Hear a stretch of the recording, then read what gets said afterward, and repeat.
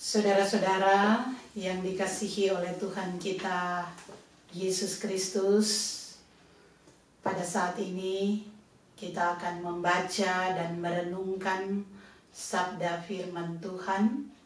Tapi sebelumnya mari kita berdoa.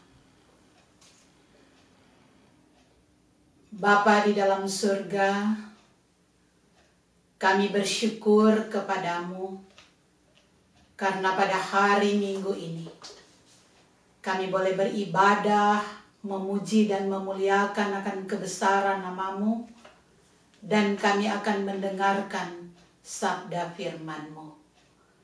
Karena itu kami datang kepadamu Tuhan, memohon kuasa Roh Kudus-Mu yang akan memampukan kami untuk dapat memahami kebenaran firman-Mu. Karena firman-Mu inilah yang menjadi penuntun langkah hidup kami di tengah-tengah dunia ini. Inilah kami Tuhan, berfirmanlah, kami siap untuk mendengarkannya. Di dalam nama Yesus. Amin. Saudara-saudara jemaat Tuhan, pembacaan Alkitab kita pada saat ini dari kitab Ibrani, pasalnya yang ke-12.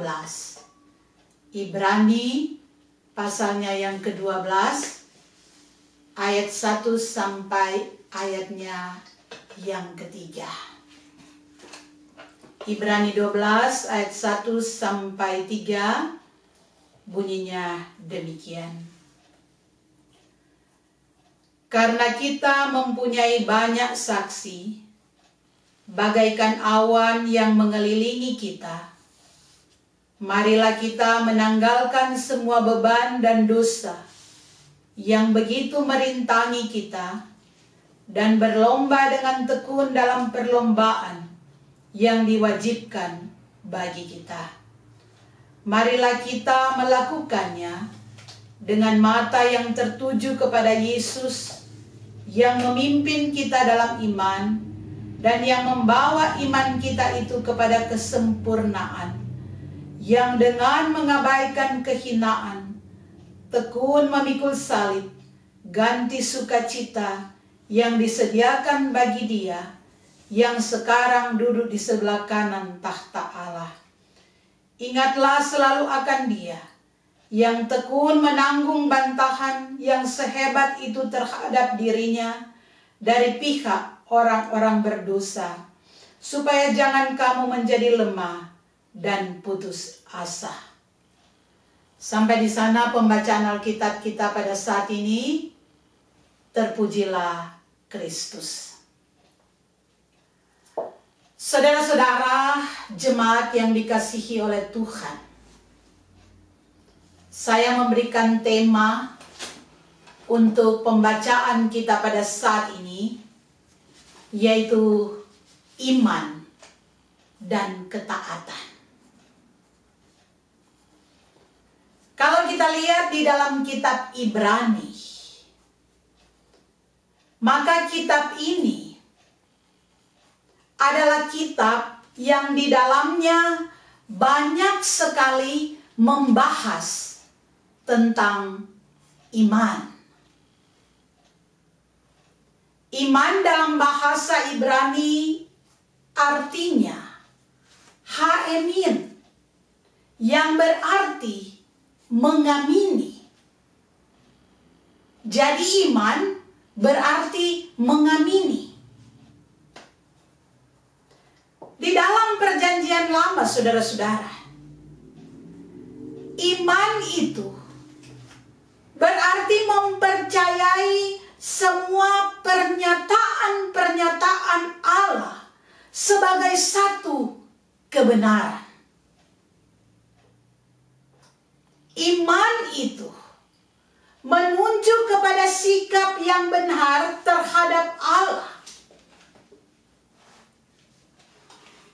Dan orang yang beriman adalah orang yang percaya. Orang beriman adalah orang yang mengandalkan Tuhan Sebagai contoh saudara-saudara, kita lihat Abraham yang kita tahu sebagai bapa segala orang beriman.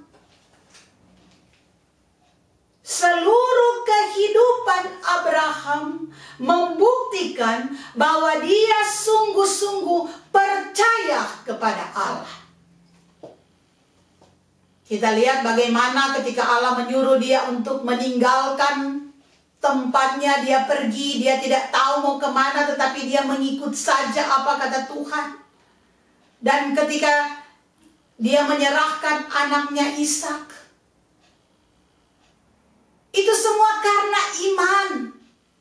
Karena dia mengamini, dia tahu persis bahwa ketika Allah menyuruh dia, berarti Allah tidak akan meninggalkan dia. Itulah iman. Dan karena keyakinan inilah, karena kepercayaan inilah, maka dia taat dan setia kepada apa yang diperintahkan oleh Allah. Saudara-saudara jemaat Tuhan, di dalam perjanjian baru, dari kata Yunani, pistis, kata benda, pisteo, kata kerja.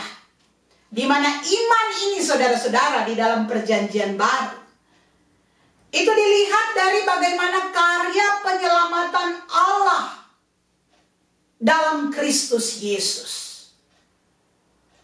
Iman itu adalah sikap hidup seseorang yang membuang semua kepercayaan pada sumber kekuatan sendiri kepada Allah-Allah yang lain, dan dia pasrah kepada Tuhan, menyerahkan kekuatannya kepada Tuhan Yesus Kristus.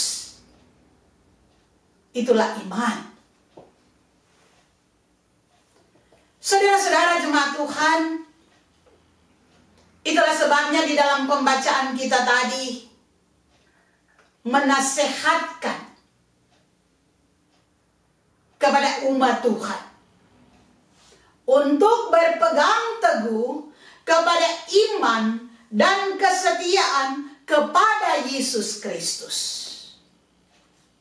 Itulah sebabnya kalau di dalam Ibrani 11 ayat 1 itu dikatakan, iman adalah dasar dari segala sesuatu yang kita harapkan dan bukti dari segala sesuatu yang tidak kita lihat. Jadi saudara-saudara, iman adalah membenarkan dengan hati. Maksudnya membenarkan segala apa yang datang dari Tuhan, menerima semua yang datang dari Tuhan tanpa ada syarat. Itulah iman. Dan pembacaan kita pada saat itu menyatakan bagaimana kehidupan dari orang-orang yang beriman.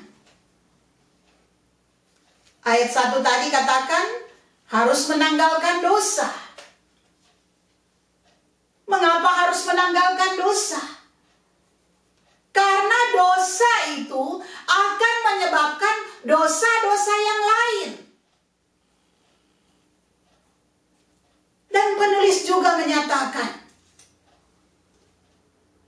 bahwa orang beriman seperti mengikuti suatu perlombaan memerlukan suatu ketekunan.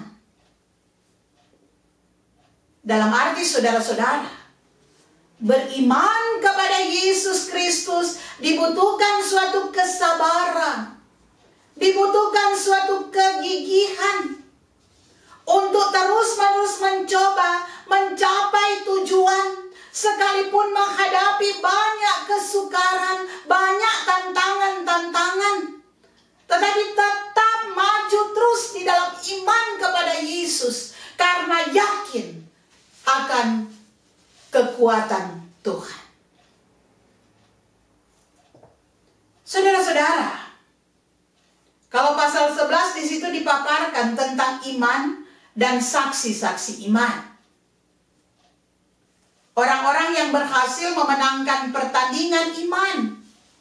Itu dikatakan seperti Abraham tadi, Musa, Gideon, Daud, dan lain-lain sebagainya. Mereka itu saudara-saudara berhasil memenangkan pertandingan iman. Itu yang kita lihat di dalam Alkitab.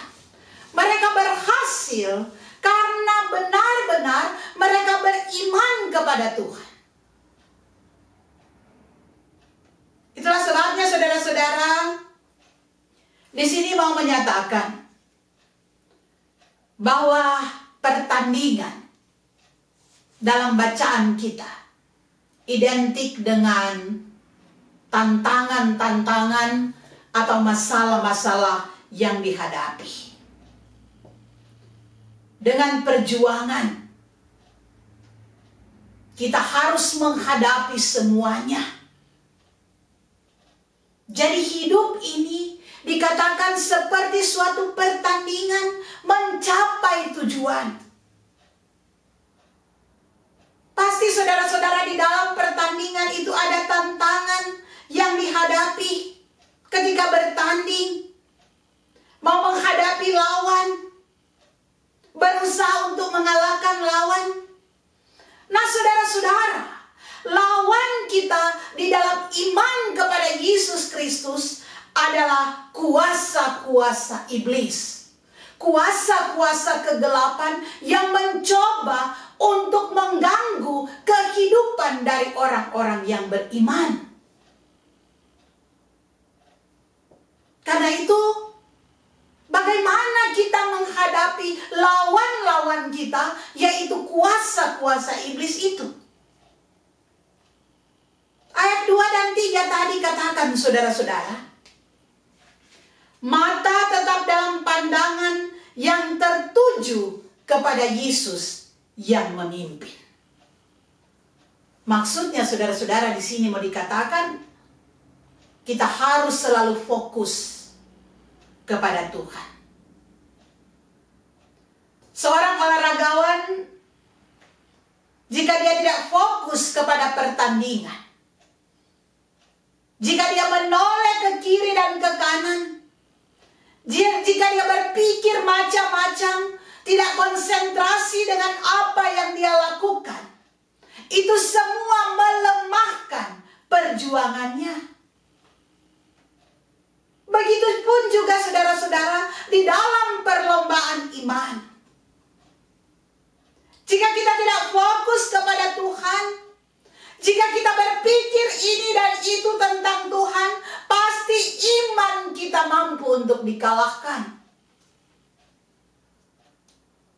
Itulah sebabnya iman adalah percaya walaupun tidak melihat. Jadi saya beriman kepada Yesus sebagai Tuhan dan Juru Selamat. Itu berarti saya percaya kepada Yesus sebagai Tuhan dan Juru Selamat walaupun saya tidak melihat secara langsung. Saudara-saudara jemaat Tuhan, saya membaca dikatakan bahwa ateis adalah agama terbesar ketiga setelah Kristen dan Islam. Jadi orang ateis sekarang, orang yang tidak beriman sekarang semakin hari semakin banyak saudara-saudara. Karena banyak di dalam kehidupan modern sekarang ini yang mengandalkan logika, mengandalkan rasio, sehingga meragukan akan kemahakuasaan Tuhan. Nah inilah adalah merupakan tantangan terbesar bagi kekristenan sekarang ini, bagi orang-orang percaya, bagaimana mau melawan orang-orang yang tidak mengenal Allah, bagaimana mau meyakinkan mereka bahwa kita punya Tuhan yang Maha Kuasa. Mereka tidak percaya saudara-saudara, karena kepercayaan mereka selalu didasarkan kepada sesuatu yang dapat dilihat. Keyakinan mereka selalu didasarkan kepada sesuatu yang masuk di dalam logika mereka. Sehingga mereka tidak percaya. Katanya, masa Tuhan Yesus dia mati bangkit lagi, dan lain-lain sebagainya.